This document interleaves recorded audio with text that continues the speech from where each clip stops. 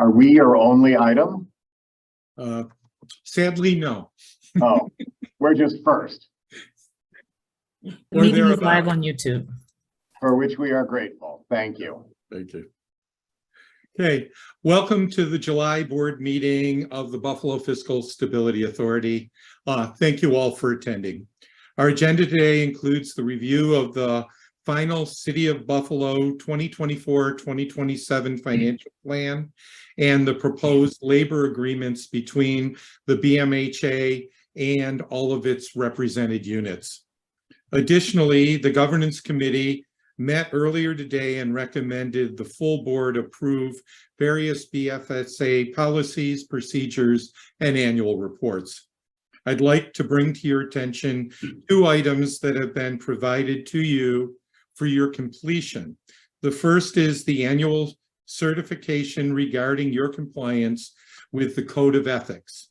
Please sign this item and return it to the BFSA staff. Additionally, a board self-evaluation is required to be conducted annually. An evaluation form has been provided to you along with an envelope for mailing the document. The evaluation process is confidential and responses will be compiled at the end of the governance committee meeting to be held on September 20th. I ask that each of you complete the evaluation and mail the item to the office. We will open the meeting to public comment on any matters discussed today at the conclusion of the meeting.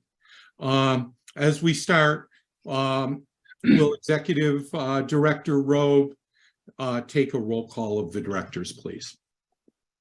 Chair Olson is excused. Secretary Floss. Here.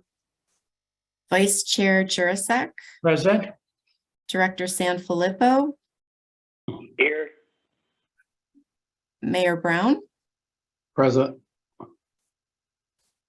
And County Executive Polenkars. Present. Secretary Floss, we have a quorum. Thank you very much. Our first item of business is to approve the minutes from the meeting held on June 21st. Directors will find a draft of those minutes and the accompanying draft resolution in your board book under tab 2. Are there any comments or changes? If not, I'll accept a motion to approve the minutes. Motion to approve. Okay, second. Seconded. All right, thank you. Hearing no changes, all those in favor say aye. Aye. Aye. Second, approved. Okay, I'm sorry. I just got a telephone thing that messed me up here. So any against? The motion is approved. The minutes are approved. The governance committee met earlier today and is recommending the full board approve various guidelines, policies, and reports. We are being asked to ratify the committee's decision. I would like to take them all at one action.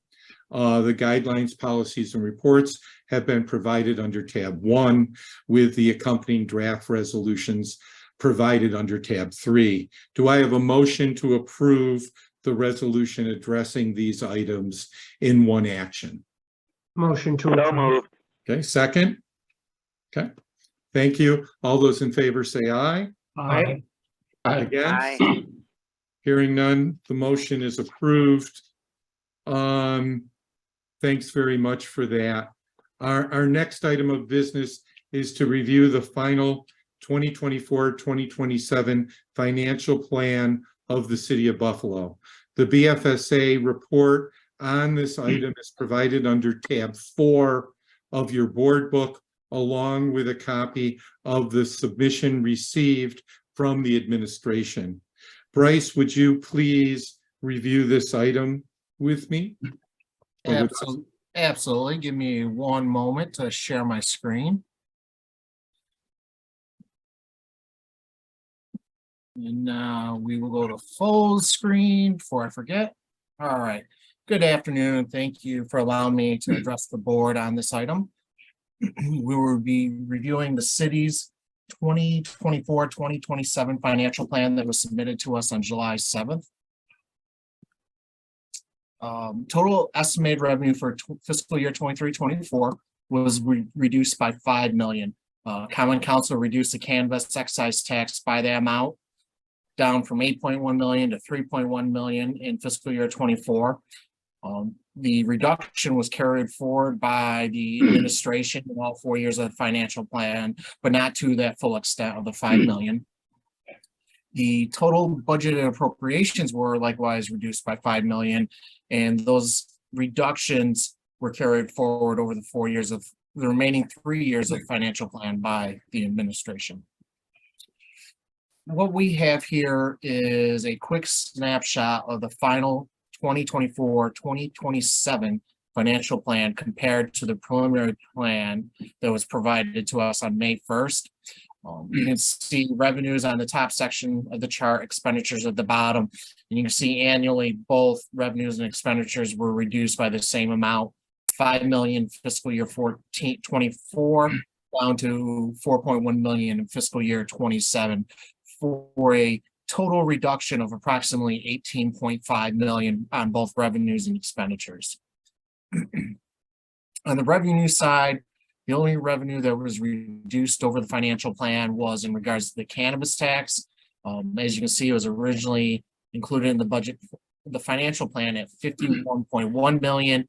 With the 4 annual reductions, it's been brought down to 13.7 million, or a reduction of 18.4 by the administration. Moving on to expenditures, those were a little more, not necessarily complicated, but they hit several different buckets. So you'll see in fiscal year 24, which we discussed back at our June 21st meeting, total reduction of 5 million, 3.1 million in personal services, 1.8 in fringe, supplies 900,000, travel 200,000, and then services a increase of 1 million. Supplies, travel, and services are held flat across the financial plan of the 4 years. It's in the personal services and fringe benefits where you kind of see the flip in the reduction past the current fiscal year of 24. So the Common Council's adopted amendments resulted in a net total decrease of 18.5 million to total expenditures. In regards to personal service costs, this is at the departmental level. It was a net decrease of 3.1 million in fiscal year 23-24, consisting of a reduction of 2 million in police overtime and then 1 million for fire department overtime.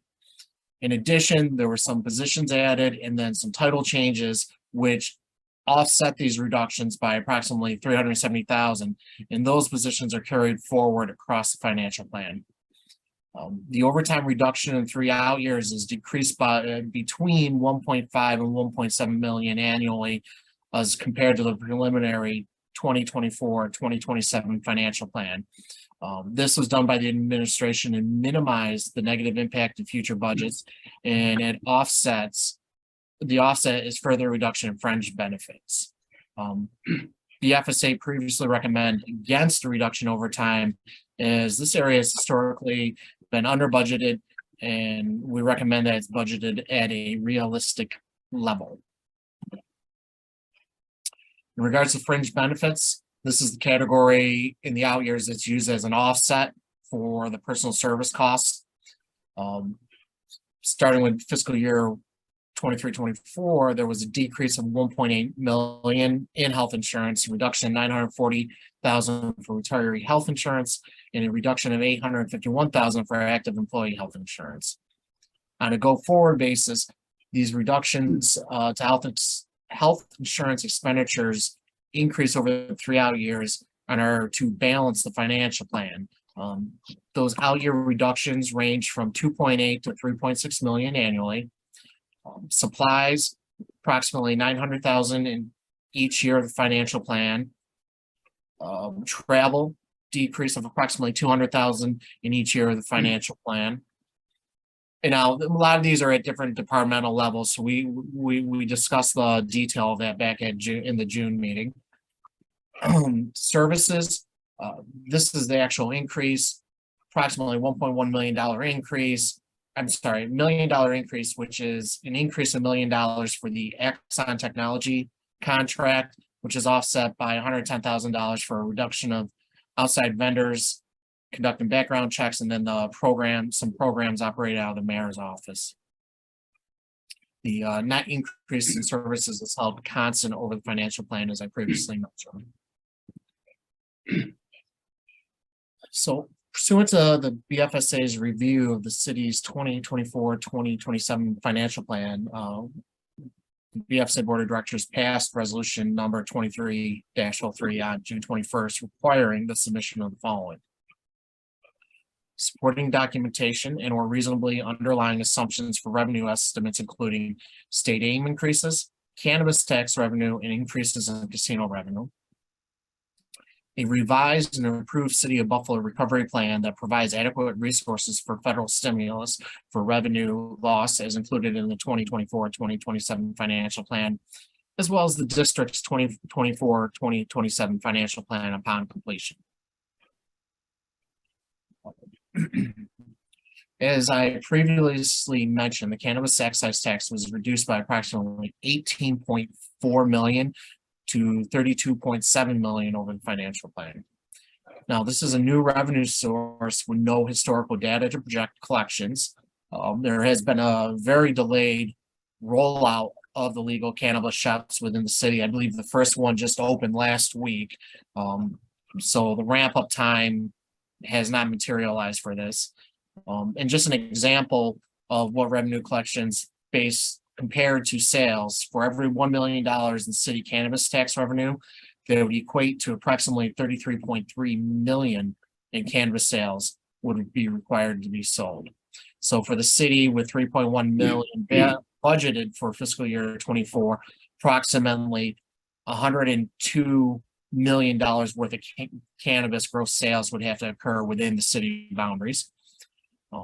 BFSA recommends that the cannabis tax be included in an amount that is reasonable as compared to what has been included in the current state financial plan. The city, what they have budgeted over the financial plan, those amounts range between 33.3% to 40.5% of the state's projections for statewide amounts to be transmitted to local host communities. Moving on to state aim, the administration has included increases to state aim in the 3 out years of the financial plan that total $21.9 million. The administration stated its intent to work with the governor's office and local delegation to receive these increases. State aim is projected to increase 5% fiscal year 24-25 and 25-26, and then 3% in the final year of the financial plan 26-27. We recommend the city's financial plan be consistent with the state's financial plan. Any increases are deemed speculative and should not be included to support reoccurring operating expenditures. And then just my reminder that any increases for the city of Buffalo would have to be expanded to other communities across New York State, because there's no way the state legislature would increase aim for one city and not protect the interests of their hometown constituents. Casino revenue. The current tribal state compact expires December 8th, 2023. Currently, there is no new gaming agreement between the Seneca Nation and the state. The increase in revenue projections are therefore deemed speculative.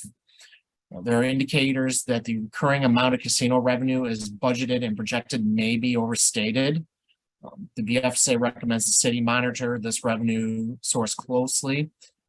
Just as a reminder, it was almost 3.5-4 years before the city had received their most recent tribal state compact payment. The New York State Legislature did not vote on a proposed agreement in June of 2023. The proposed gaming compact included a decrease in the amount of revenue sharing for the host communities. The timing of new compact and the final revenue sharing percentage is unknowing, and the increase of casino revenue in the out years is deemed speculative.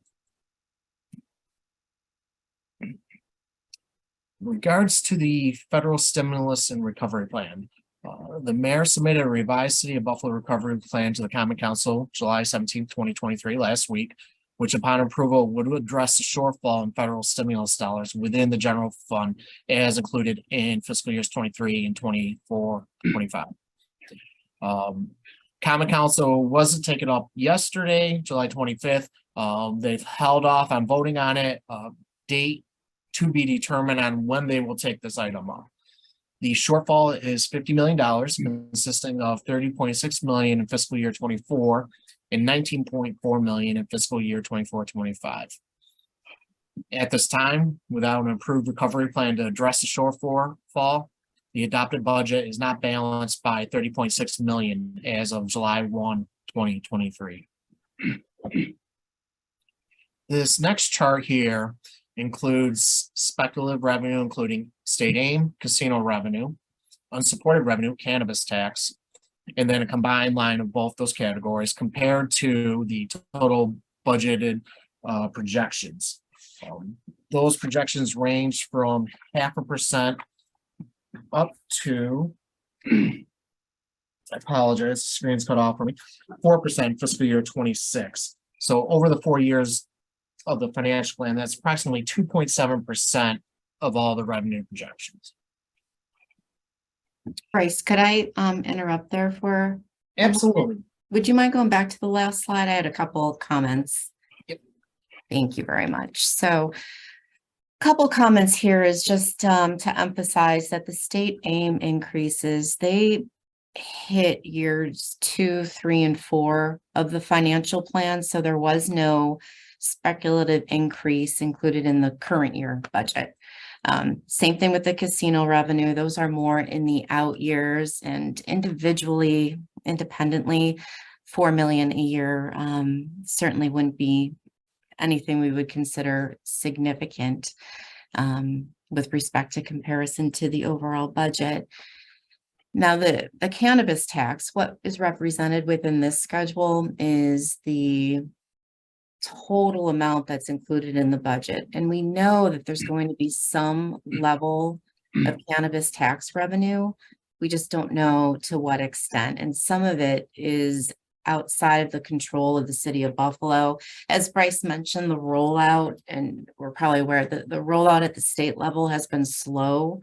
The organization that was created, or at least was authorized to assist enterprises in getting off the ground and starting their stores, they weren't able to do what they were charged with doing. So there's been a slow rollout of it. So just to kind of emphasize, we're recommending that the individuals within the city administration, that they track this revenue and adjust the financial plan moving forward.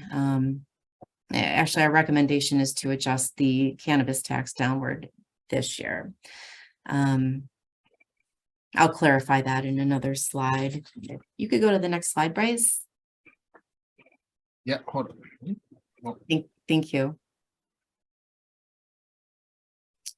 So the conclusion reached is that the 23-24 budget is unbalanced by 30.6 million as of the beginning of this fiscal year, as a revised City of Buffalo recovery plan has not yet been approved. The item that was submitted by the mayor to Common Council does support those revenues in the general fund, not only in this budget, but also next year's projection within the financial plan. The financial plan exclusive of the recovery plan is deemed to be out of balance between 30 million to 62 million. And again, to emphasize, cannabis tax revenue will be received, although unclear to what extent. The 62.6 million is representative of the full amount of cannabis tax revenue within the financial plan. Next slide, please. Thank you. So taking a look at this amount, we're comfortable with the financial plan taken as a whole. And how we get there is that there's in the event these revenues that we've deemed speculative or unsupported aren't attained, to the extent that they've been projected. There is available fund balance and or increases to the property tax levy. This would be, there's a 2% increase in property tax levy that's been built into the financial plan. So presumably any increase would require a approval by common council to override the state cap on the real property taxes. Due to this key mitigating factor, we have concluded that the final financial plan is compliant with the BFSA Act. And then furthermore, next slide, please, Grace. There's a couple recommendations that we make over the financial plan, and that's that the financial plan be revised to eliminate state aim increases, to eliminate the casino revenue increases, to further reduce cannabis tax revenues in the last 2 years. The first 2 years for cannabis tax revenues have been decreased to an amount where we're generally comfortable with it. But in the last 2 years, it significantly increases. So our recommendation is to further reduce those revenues while closely monitoring receipts in the current fiscal year to assist in future projections.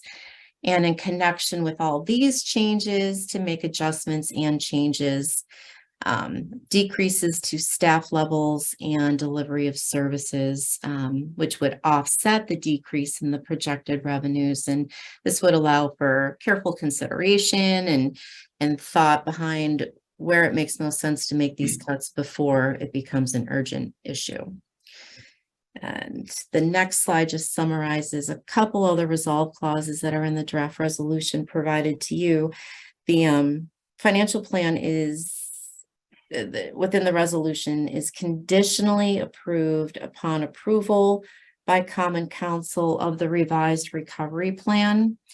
And in the event that this recovery plan is not approved by September 5th, 2023, the mayor shall submit a revised, or I should say a modified, budget and related four-year financial plan to BFSA no later than September 13th, which such submission would eliminate the revenue estimate for recovery plans. This September 13th, September 5th date, it does take into consideration Common Council's month off for August. That concludes the findings. We can now open up for any questions. And the 13th would give you just 7 days before our next meeting to be able to evaluate whatever changes were needed to be made. Am I correct? That's correct. So It's a that short becomes- window, but it's most fair, I think, to the city. Okay, I just wanted to make sure that we were giving ourselves enough time to be able to evaluate whatever's going on. Thank you. Okay. I guess, are there any questions on the report for either Jeanette or Bryce?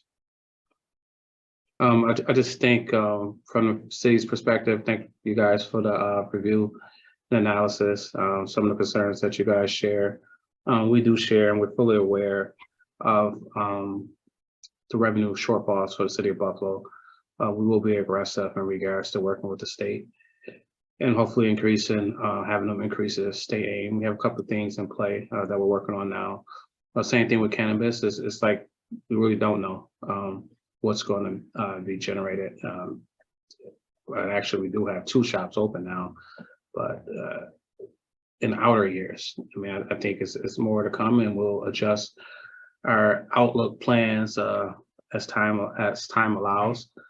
I am confident. I do have a meeting at 1:30 and 2:30 to discuss a special session with the Common Council, and we are looking for them to negotiate with them to have our amendment approved in the special session, hopefully, which it should be holding tomorrow. So in regards to that 50 million that we did budget for, that should clear up to 50 and 19/20 million in fiscal years 24 and then 25, and we'll keep this group informed on outcome. Thank you, Commissioner Dowell. I just wanted to say too, is I think that it's prudent to use the recovery plan dollars in this budget at this time, particularly given the state's estimates of what state revenues are going to be going into the future. And our question about whether or not the economy in the United States as a whole is going to have a soft landing, or whether we're going to follow China and Europe into recession. Because I think we need to be careful in analyzing those things, particularly when we're looking at one-shot funding of services. I think that you've done a reasonably good job of putting together the financial plan, as the report has said. But I think we need to all consider what's going to happen to the economy as we move forward. And I think we need to be prudent about that. Yeah, And not saying this isn't prudent. and just to respond to that, I mean, we're looking at, like I told the Common Council, we'll tell the BFSA and whoever else need to hear it. We're looking at these numbers just as much as you guys. I know Jeanette, Bryce do a good job on looking at the numbers. But we're concerned. That's why we're trying to increase our revenues, manage our expenses. Just like you, I know they reviewed in this report, as far as reducing city services personnel. That's the last thing we want to do. But first and foremost, we want to see how can we increase our revenues and continue the services that we have. But it's these one shots. I mean, we don't like it, but it helps. But we also know it's just not the city of Buffalo. It's all of Western New York. Based off the same report I provided to this group, it's just not us. But right now, we're concerned about the city of Buffalo and what can we do to increase our revenues to be able to maintain services. Thank you. Are there any other comments or questions for Bryce or Jeanette on their report? If not, we'll consider the resolution to approve the financial plan as a whole. A draft resolution was submitted under tab 4 of your board book. A revision was circulated by email earlier today. These revisions were not substantive to what we've previously provided. This item provides the BFSA's conditional approval of the financial plan, subject to Common Council's approval of the revised recovery plan. In the event the revised recovery plan is not approved by September 5th, 2023, the BFSA requires a draft modified budget and financial plan be submitted no later than September 13th, 2023, so we can look at that at our September 20th meeting. May I have a motion to approve this resolution? As moved. Okay, second? Second. Okay, any comments, discussion? Seeing none, all those in favor of the resolution say aye. Aye. Aye. Opposed, the resolution passes. Thank you, our friends from the BMHA for staying through this. Our last meeting agenda item is to review the proposed labor agreements between the Buffalo Municipal Housing Authority and the ASME Local 264 and operating engineers. Items on this matter have been provided under tab 5. The BMHA representatives are present for questions. Nathan and Jeanette, can you please review this with us? Absolutely. I'll start out. Share my screen here.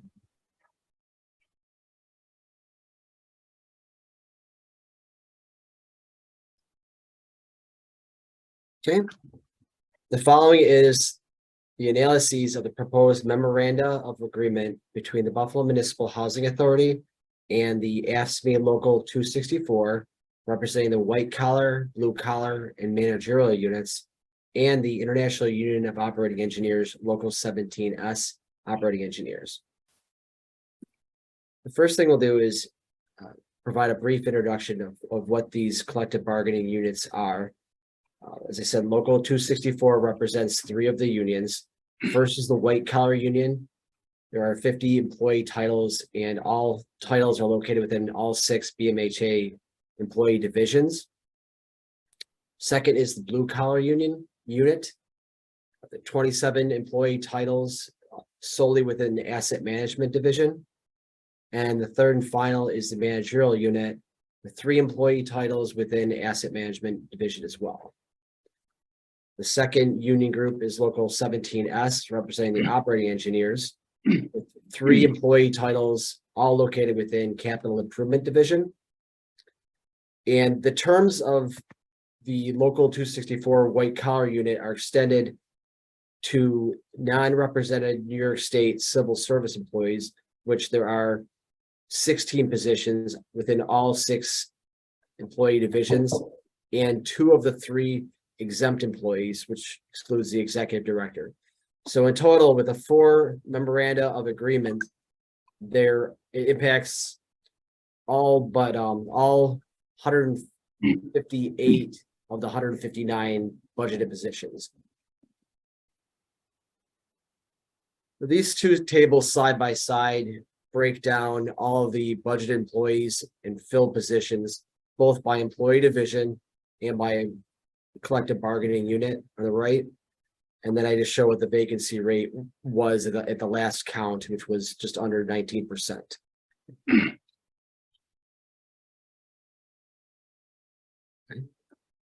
So there's 4 labor agreements.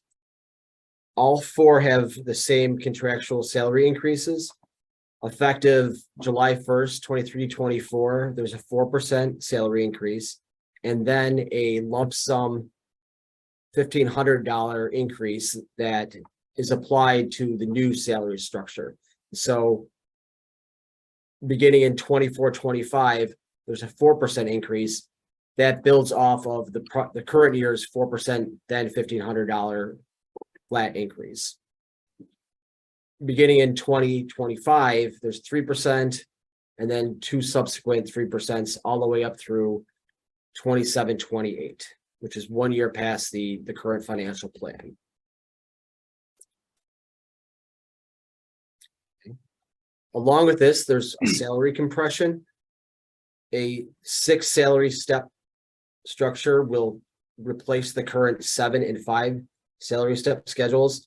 The new salary schedule compresses the existing 7-step that was previously established for local 17 back in 2002, and then back in 2009 for all 3 collective bargaining units represented by local 264. We took a look at this and didn't see a significant cost impact, as most of the employees are either at or near the highest salary step. And then we looked at what would happen for the 20 employees positions that are not filled now. Hypothetically, if they were filled, what would the impact be for them? Well, for one, that they would reach the highest salary step after 6 years rather than 7. BMHA believes that the salary compression will help retain talent and attract new candidates along with the salary increases. There really is not a large budgetary impact from this new clause. And then I give the example here that a newly hired carpenter would receive about $450 in additional compensation annually under the new salary structure. So it's significant for the individual, but on a broad budgetary impact, it didn't increase the cost of the contract significantly. However, I do point out that this does represent a rollback of a cost-saving initiative implemented with the earlier labor agreements, something that was quantified in previous analyses. Some of the additional contractual provisions here, the longevity schedule is increased for an additional $100 for each step. After 5 years, white collar, blue collar, and local 17 receive an additional $450 per year, part of their longevity. Managers receive $400, and this continues every 5 years up to 25 years and after, where it exceeds $2,100. The next provision amended here is the sick leave. Upon retirement or death, any accumulated unused sick leave cannot be bought back at a ratio of 1-to-1. This had previously been 1-to-3. The maximum accumulation of 180 days is continued. It should say 150 for the manager unit solely. Then alternatively, the employee also has the option of using unused sick time or any other portion thereof towards New York State retirement. So it can either be paid out in a 1-to-1 ratio or applied toward to the retirement. Some of the operational efficiencies that BMHA pointed to, the first is to allow the establishment of emergency overtime pool to reduce external snow removal contracting. The second would be to potentially reduce overtime expenses for employees near retirement. And this is accomplished through assigning the overtime work based at inverse seniority. So the youngest, or rather not the youngest, but the newest hire during health and safety emergencies. And then finally, allowing for improved productivity via work schedule changes and by minimizing the usage of compensatory time in small increments.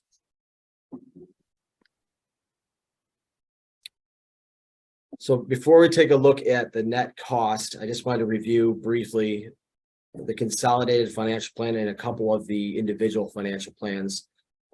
This slide shows the 4 budgets consolidated. The 23-24 adopted budget has $2.7 million in net operating income. And then cumulatively over the 4 years, the financial plan, it's at 17.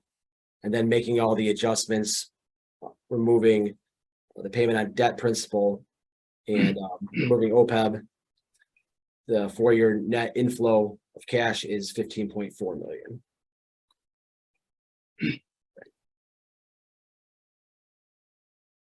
Okay, up at the top of this table, these are all of the employees represented by the 4 collective bargaining units, as well as all of the non-represented and exempt employees that would be impacted by the MOAs. So the top there is their base compensation and fringe benefits if no contracts were passed. After the total MOA's gross cost line, it's broken out by the individual contract's cost for passing the contract. So the net cost in year 1 for the 4 collective bargaining or labor agreements is just over $800,000. The total impact on the financial plan is just under 3.6 million. And because the contract is 5 years, it exceeds the term of the financial plan. There's a run rate beginning in 17-18 of 1.1 million. And a 5-year total of $4.7 million for the contracts. Now, BMHA had an assumption within the financial plan of some settlement for the contracts. This second to last line on the bottom includes that line, which is $646,000 in the current year and just about 1.5 over the financial plan. So removing the amount that's built into the financial plan already, the financial plan would need to be modified. The expenses within the financial plan would need to be modified about $159,000 in the current year, and then cumulatively over the 4 years, about $2.1 million.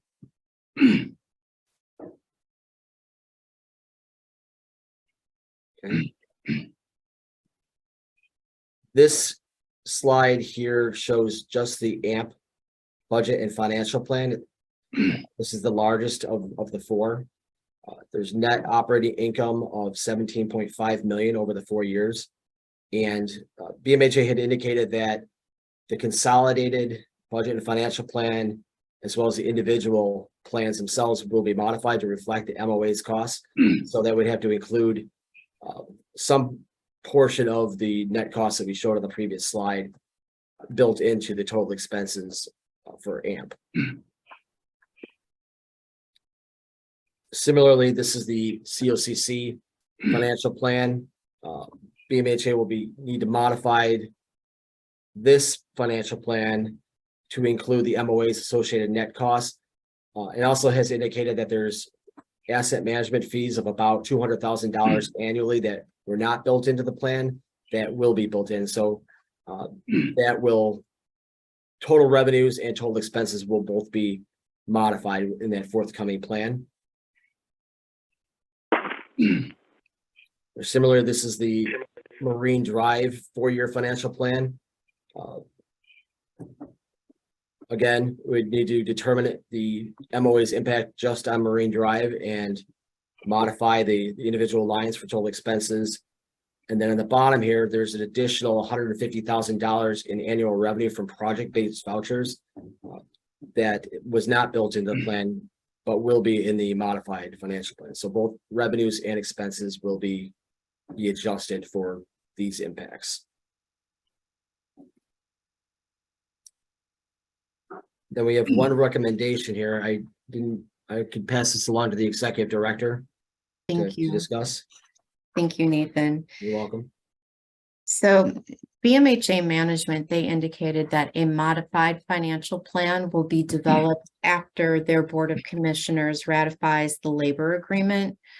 Our recommendation is that a modified financial plan be submitted to the Board of Commissioners concurrently with the labor agreement and the terms of the labor agreement. This becomes particularly important for Central Office Cost Center and for Marine Drive. Both of those organizations are more susceptible to not having enough revenues to absorb any additional costs.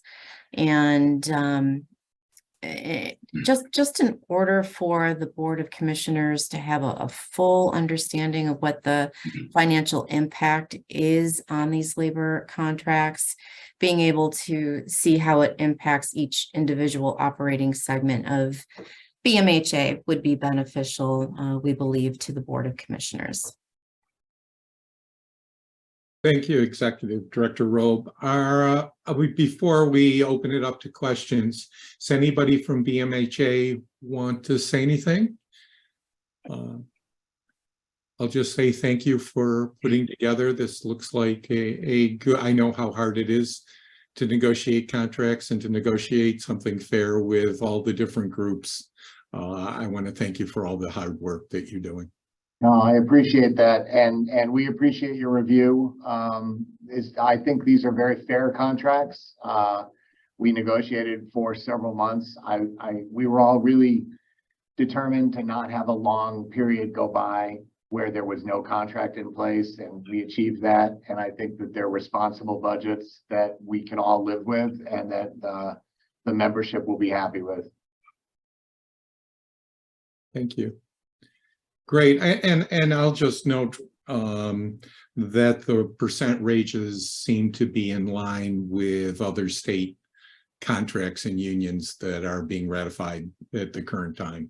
So I think you stayed within what everyone else is getting, which I think is appropriate. So, Andy? Do you have a question? Yep. Yep. No questions.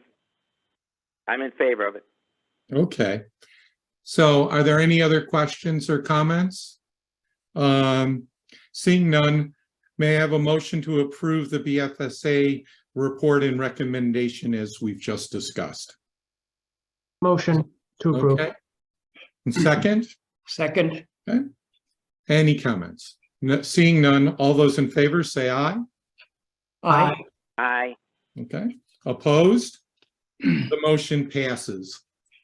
Thanks. Thank you, folks, for staying for our meeting from the BMHA. We appreciate it, and we appreciate all your hard work. Thank you very much. You have good days. Good.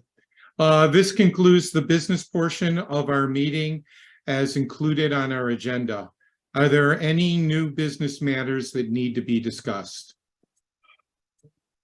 Okay. Now we have time for a public comment period.